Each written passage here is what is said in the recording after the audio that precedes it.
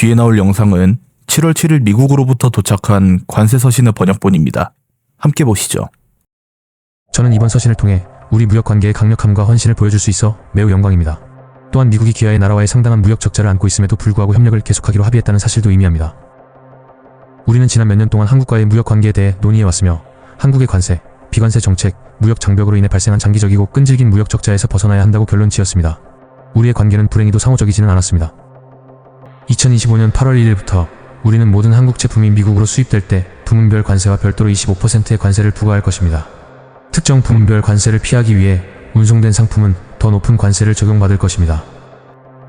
25%라는 숫자가 귀하의 나라와의 무역 적자 격차를 없애는 데 필요한 수준보다 낮다는 점을 이해해 주시기 바랍니다. 귀하도 아시다시피 한국의 회사들이 미국에서 생산하고 그 결과로 무역 적자가 줄어들 수 있다면 우리는 관세를 없애는 것을 고려할 것이며 가능한 한 신속하고 전문적이며 공정하게 승인을 받기 위해 최선을 다할 것이며 다른 말로 하면 몇 주 안에 완료할 것입니다. 만약 어떤 이유로든 귀하가 관세를 인상하기로 결정하신다면 그 인상분이 우리가 부과하는 25%에 추가될 것입니다. 이러한 관세는 한국의 관세, 비관세 정책, 무역 장벽으로 인해 발생한 지속 불가능한 무역 적자를 바로잡기 위해 필요하다는 점을 이해해 주시기 바랍니다. 이 적자는 우리의 경제, 더 나아가 국가 안보에 큰 위협이 되고 있습니다. 2025년 1월 22일 트럼프 대통령이 다시 미국 대통령으로 취임하면서 던진 한마디가 전 세계 경제를 뒤흔들고 있습니다. 바로 미국은 다시 관세 국가로 돌아간다는 선언인데요. 이 발언 이후 트럼프 2기 정부는 예고했던 대로 전방위적 관세 강화 정책을 빠르게 추진하고 있습니다. 특히 우리 대한민국은 한미 FTA 내 상호 관세 유예 조항의 종료 시한인 2025년 8월 1일을 코앞에 두고 막판 협상에 돌입하며 심각한 통상 압박에 직면해 있습니다. 이미 일본과 유럽 등 주요국들은 미국과의 개별 협상을 통해 각자의 동맹 프리미엄을 확보하거나 충돌을 최소화하려 하고 있는데 한국은 아직 전략적 보상을 받지 못한 채 복잡한 딜레마에 빠져 있죠. 이런 일촉즉발의 상황에서 국내 기업과 국민들의 관심이 집중된 가운데 이와 같은 자료가 퍼지며 여러 불안감을 가중시키고 있는 상황입니다. 과연 트럼프 정부의 관세 폭탄은 우리 대한민국 경제에 어떤 영향을 미칠까요? 그리고 이런 격변의 시대에 정부는 어떤 대응 전략을 모색하고 있을까요? 자, 그럼 지금부터 트럼프 정부의 관세 정책과 그 이면의 전략적 의도, 그리고 한국 경제가 직면한 상황과 대응 방안을 함께 해부해 봅시다.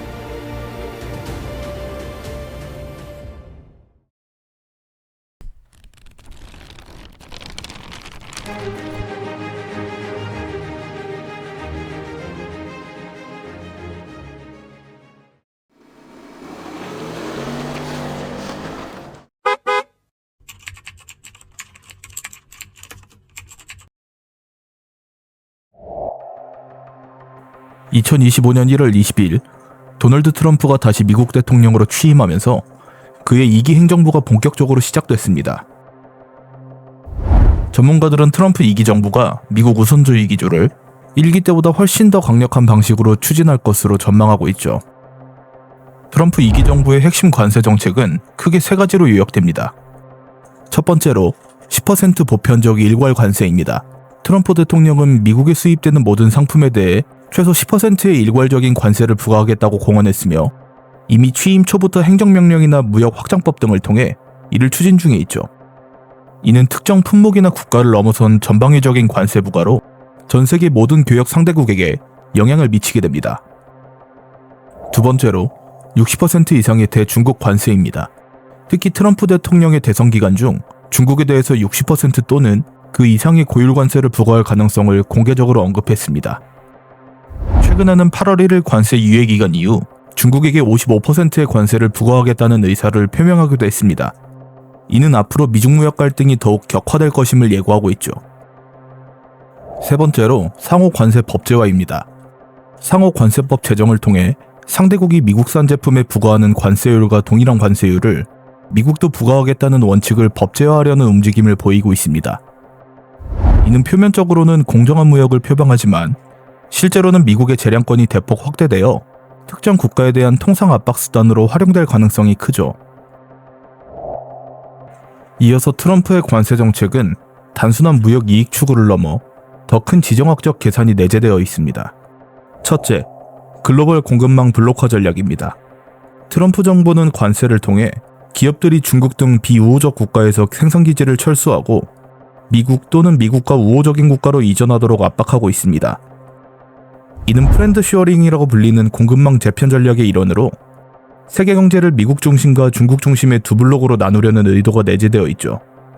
특히 친환경 제품, 전기차 등에 대한 인플레이션 감축법, 반도체 과학법 등 바이든 정부의 정책들 또한 미국 내 투자를 유인하는 보호무역의 성격을 가졌으며 트럼프 2기 정부는 이러한 차별관세, 비관세 정벽들을 더욱 적극적으로 활용하여 자국 내 제조업 회귀를 강하게 유도할 것입니다. 둘째, 다자기구 약화와 양자 협상 강화입니다. 트럼프 정부는 이미 세계무역기구의 역할을 약화시키거나 탈퇴할 가능성을 내비치고 있으며 유엔이나 유네스코 같은 국제기구에 대한 불신을 표출하고 심지어 탈퇴 가능성까지 거론하고 있습니다. 최근에는 유네스코와 WHO를 탈퇴하는 행보를 보이기도 했죠. 이는 국제무역규범을 따르기보다 강력한 미국의 힘을 바탕으로 각국과 1대1로 거래하는 방식을 선호하겠다는 전략이죠. 이러한 변화는 한국과 같은 중견국들에게 통상 압박이 더욱 심해지는 구조를 만들 수 있습니다. 국제무대에서 집단적인 대응 논리가 약화되고 각 국가가 미국의 요구에 직접적으로 맞서야 하는 상황에 직면하기 때문입니다. 특히 대한민국은 경제구조상 수출에 매우 크게 의존하고 있기 때문에 이런 트럼프 정부의 관세정책 변화에는 극도로 민감하게 반응할 수밖에 없습니다. 실제로 한국경제인협회 조사 결과를 보면 미국의 관세정책이 계속될 경우 국내 수출 대기업들의 매출은 평균 6.6%, 영업이익은 평균 6.3%나 줄어들 것으로 분석됐습니다. 이는 미국의 관세정책이 단순히 교역량을 줄이는 것을 넘어 우리 기업들의 경영 실적에 직접적인 타격을 줄 수 있다는 현실을 여실히 보여줍니다.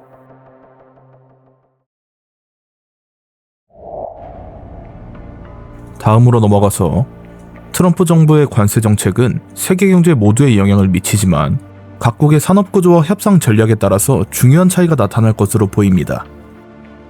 가까운 국가 일본을 예시로 들면 현재 일본 정부는 일괄관세 10% 부과에 대한 협상 목표를 핵심 산업 품목의 관세율 완화로 설정하고 이를 위해 미국 내 투자를 대폭 확대하는 방안을 모색 중에 있죠. 예를 들어 일본 자동차 기업들이 미국의 주요 주에 대규모 전기차 배터리 공장을 추가 건설하는 등 미국 경제에 직접적으로 기여하는 방안들을 적극적으로 제시하고 있습니다.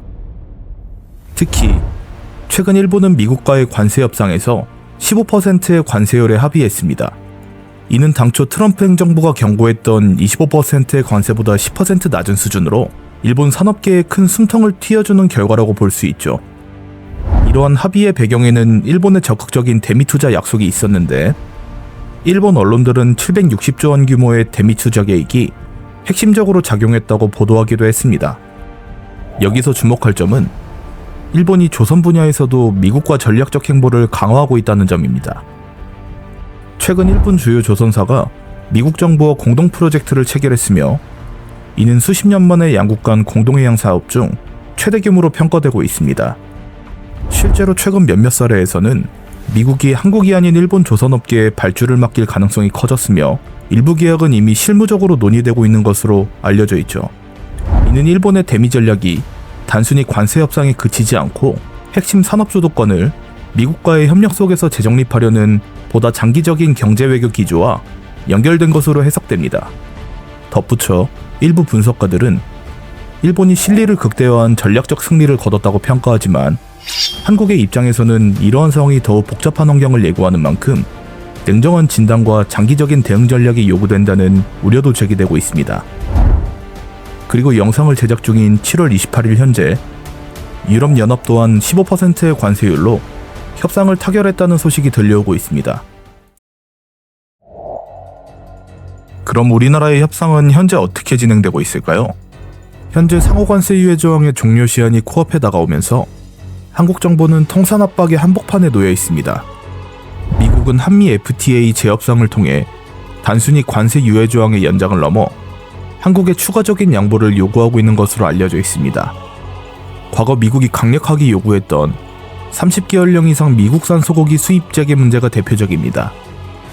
이재명 대통령과 더불어민주당은 국민건강과 축산농가를 보호하겠다는 명분으로 30개월령 이상 미국산 소고기 수입에 대해 정청래 의원을 비롯한 당내 주류 인사들이 강력히 반대하는 입장을 고수하고 있습니다.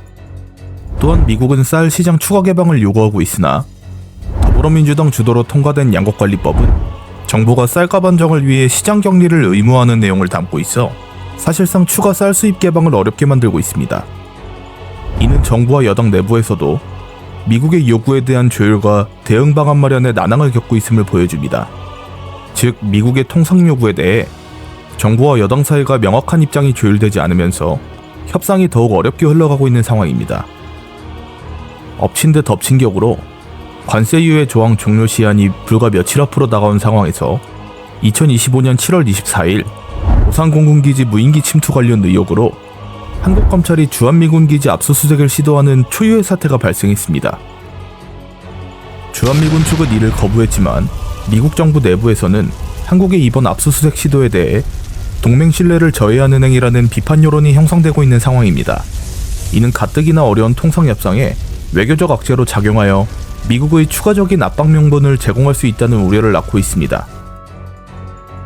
이러한 복합적인 위기 상황은 대한민국 경제의 발목을 더욱 단단히 잡고 있습니다.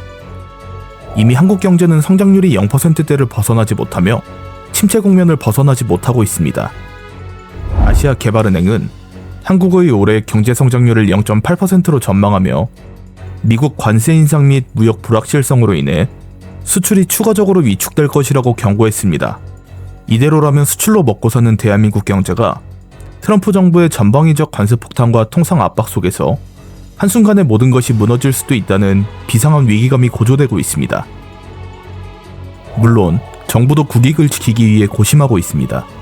통상 교섭력을 최대한 발휘하여 추가 양보를 최소화하고 동시에 다자 협력과 수출 시장 다변화를 통해 위험을 분산하려 노력할 것입니다.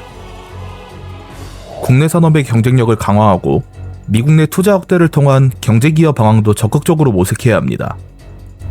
그러나 일본과 유럽이 이미 유리한 이치를 선점한 상황에서 한국은 더욱 어려운 여건에 직면해 있습니다. 이 위기를 넘기기 위해서는 정부와 여당 간의 강력한 조율과 명확한 전략, 그리고 무엇보다 정부가 국민들에게 반드시 납득할 만한 해결 방안을 제시해야 할 것입니다.